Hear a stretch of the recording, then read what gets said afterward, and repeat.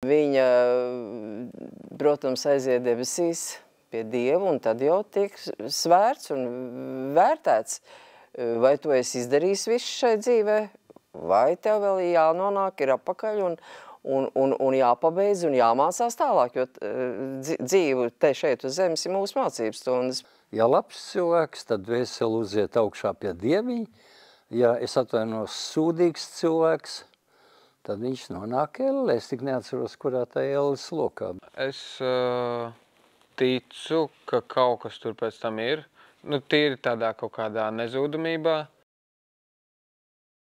Man ļoti mīļa vientulība, daba, klusums un grāmatas, bībele.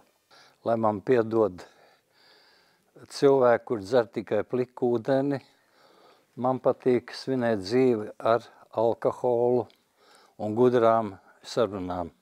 Ar pirti, ar karstumu un augstumu, ar tiem kontrastiem, ar savu mīļo sievieti kopā.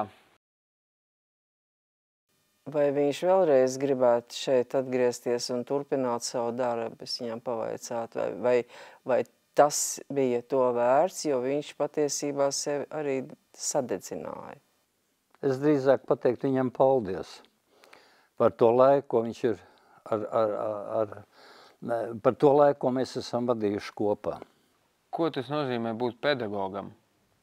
Nu, strādāt ar aktieru studentu